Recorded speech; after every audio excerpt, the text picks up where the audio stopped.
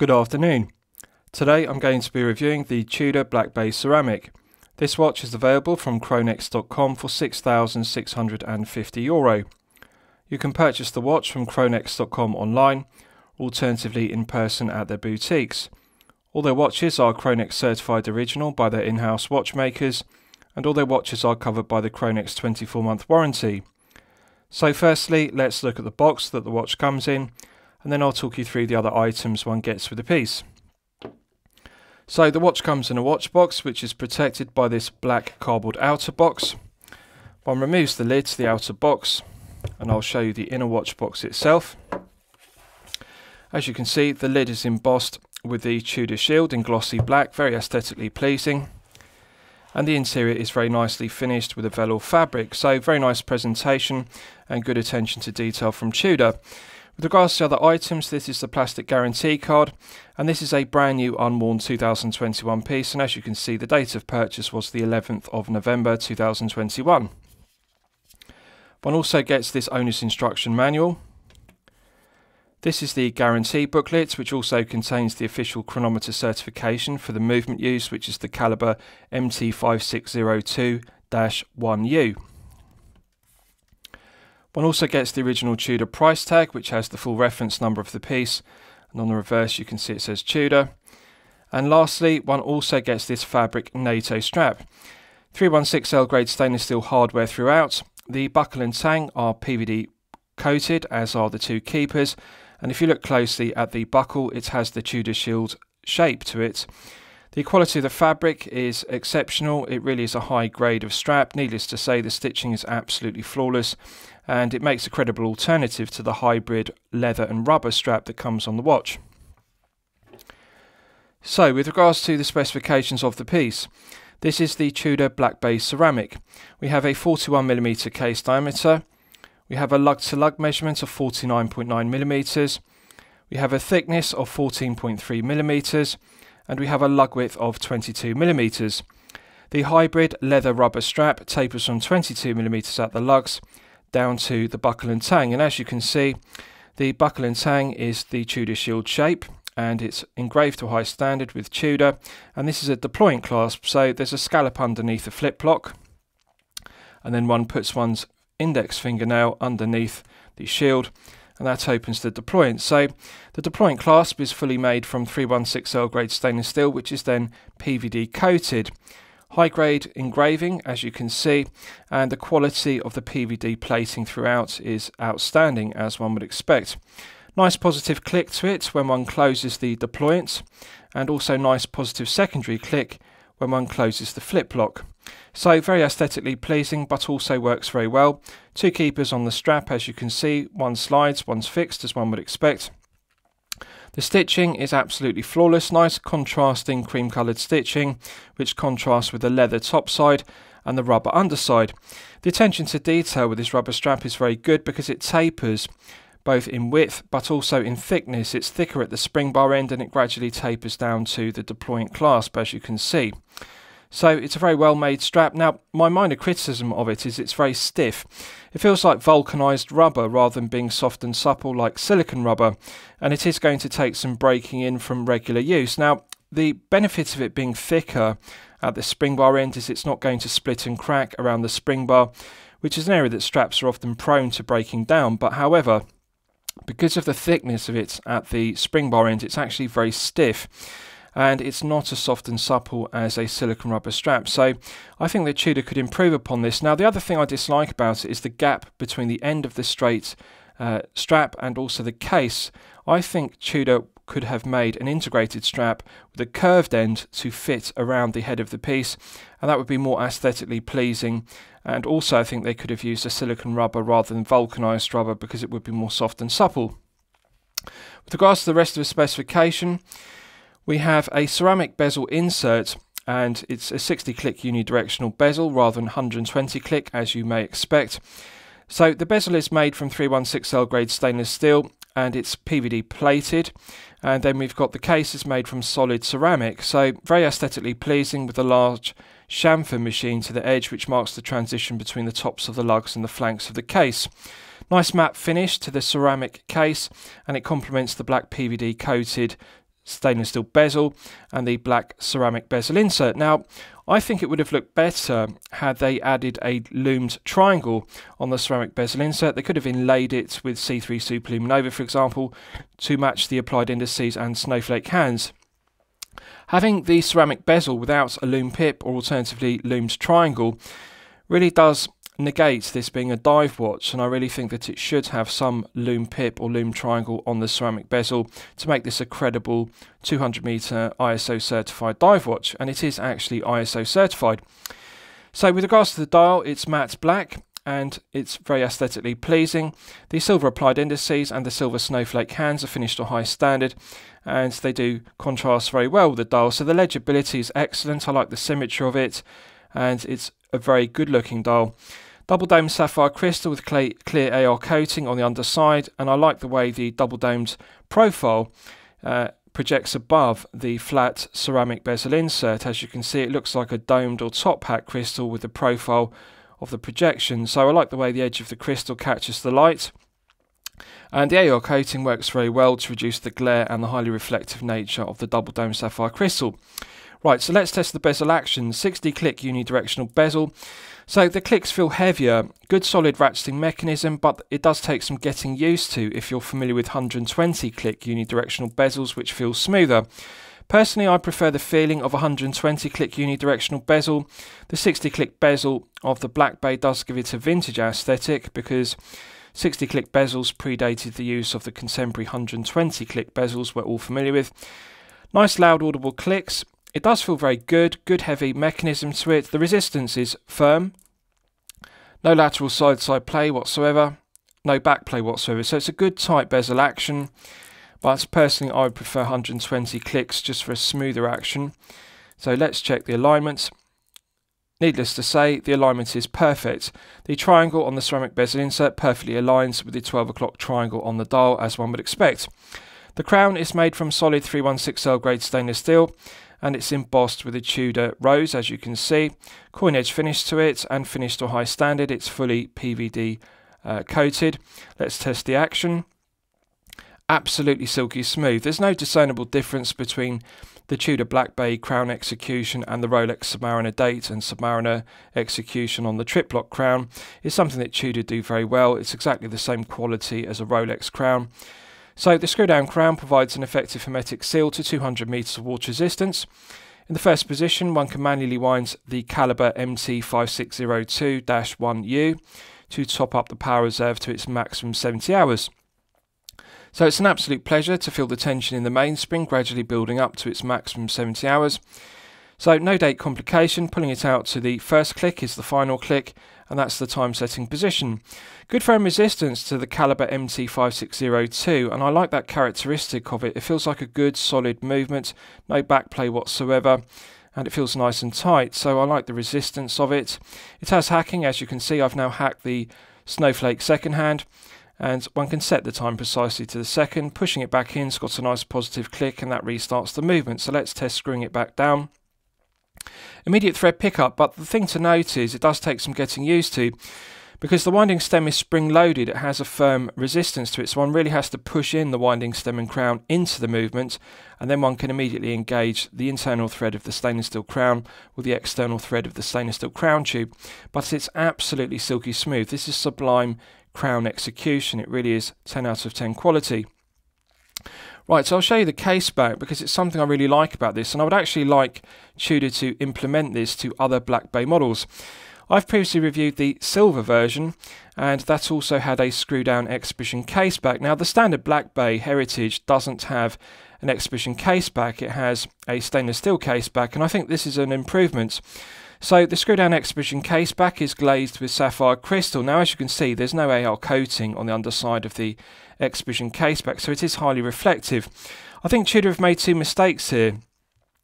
The stainless steel portion of the exhibition case back is PVD coated to match the rest of the watch. But the problem is, the case back is in constant contact with the wrist, and the friction of skin is going to rub the PVD plating off the screw down exhibition case back, so it's going to show through to the base metal, which is 316L grade stainless steel.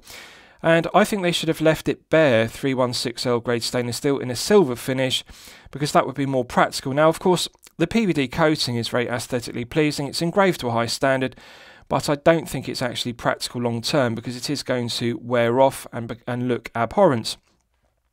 Now, the other thing is, I would like them to use AR coating on the underside, because as you can see, when I tilt the exhibition case back in the light, it's highly reflective.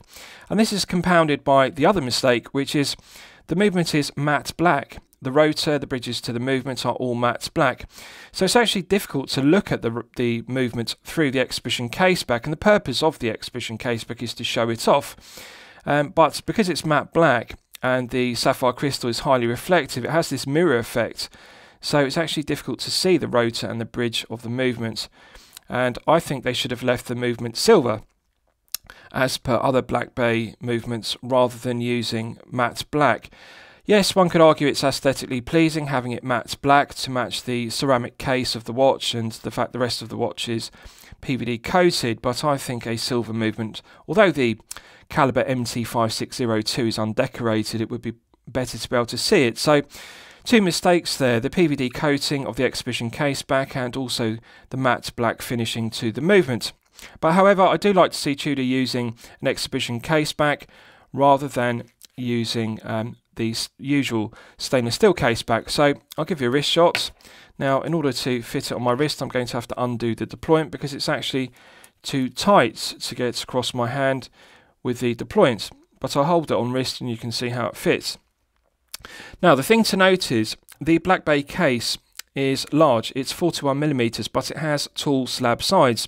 The thickness of the piece is 14.3mm, so it's difficult to fit underneath a shirt cuff if you wear business shirts, because it is a tall piece with slab sides, and that's compounded by the double dome sapphire crystal, which is also quite high profile, as you can see. So very aesthetically pleasing if you like pieces with wrist presence. I like the 41mm head of the piece. They've made the correct decision by putting it on a 22mm tapered hybrid leather and rubber strap.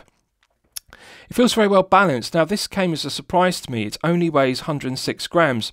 I expected this, having a solid ceramic case, to be far heavier. I thought it was going to be heavier than a stainless steel case, but it's actually very similar to the Black Bay Heritage on the leather strap, which has a stainless steel case. 106 grams for a ceramic piece really is very lightweight.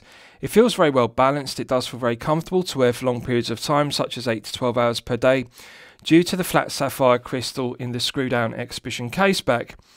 So absolutely gorgeous to look at. I like the ceramic case. It's got a nice matte finish to it, which complements the matte black finish to the ceramic bezel inserts. Also looks very good with the matte black dial. So really the only thing that needs to be changed, I think it would look better if it had a curved end integrated rubber strap and also a loomed triangle on the ceramic bezel insert, because it's a shame there's no loomed pip or loomed triangle. On the Black Bay Heritage it has a loomed pip on the aluminium bezel insert, and I think that looks better and it's also more functional.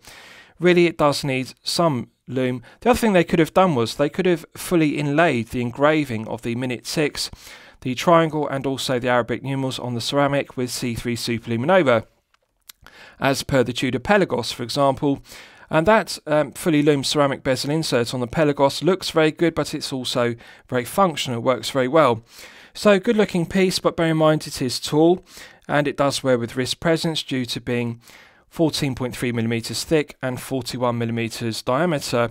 The 22mm lug width really is best suited to collectors with a larger wrist of 7 to 8 inches.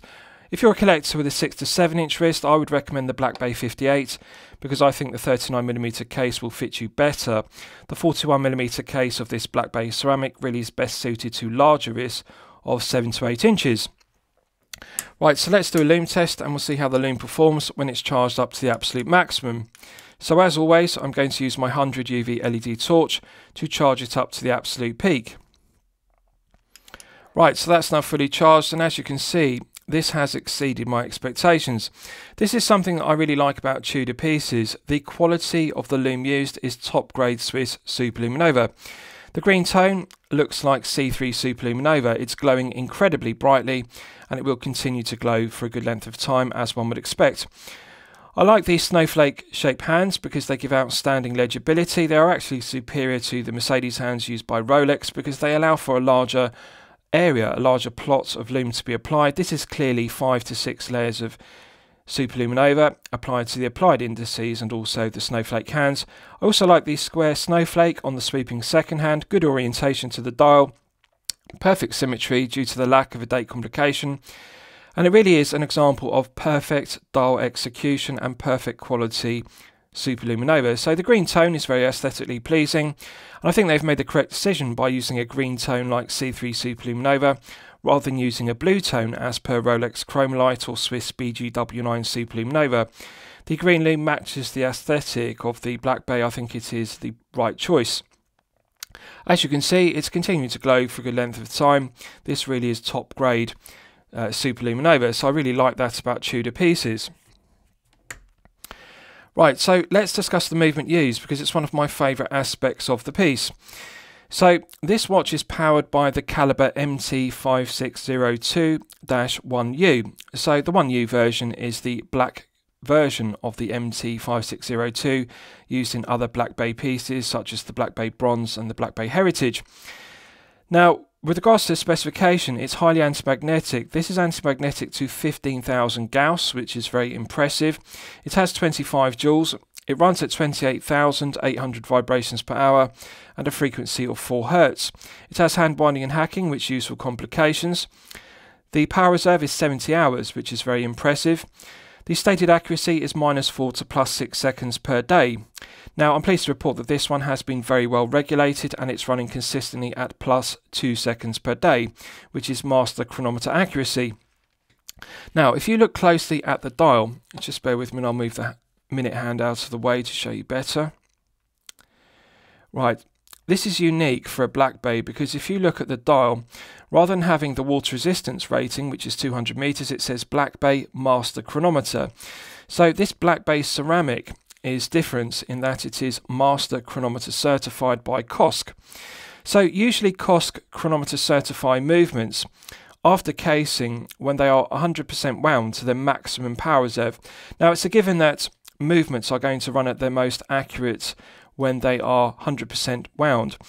The more the power reserve is depleted, the accuracy is sacrificed, and METAS certification is superior to COSC in that METAS tests the movements when they're both 100% wound and also running at 30% of their power reserve, which is a more real-life scenario. But however, this movement, the caliber MT5602-1U, was certified by COSC as a master chronometer. So COSC tested the movement in 6 positions when it was 100% wound to its maximum 70 hours and also when it was running at 33% as per METAS testing. So this is tested to the same accuracy levels as METAS do, and really I think this is something Tudor deserve credit for because this is the first master chronometer Black Bay. And again, this is something I would like to see Tudor introduce to other Black Bay pieces, master chronometer certification by COSC, testing the movements not just at 100% when they're at their best performance, but also testing them in 6 positions when they're at 33%, because really one needs to know in a real life scenario, is the watch chronometer accurate when it's running at 33%? Because one doesn't always wear a watch for 8 to 12 hours per day to wind it to its maximum 70 hours. Often one will wear a watch when it's running at 33%, and therefore one needs to know, is it chronometer accurate at 33%?